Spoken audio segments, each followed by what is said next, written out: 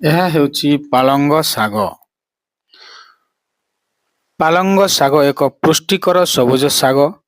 ଏହା ସ୍ୱାସ୍ଥ୍ୟ ପାଇଁ ବହୁତ ଉପକାରୀ। ଏଠାରେ ଲୌହ, calcium, vitamin A, C, K, folic acid, fibre ଥାଏ।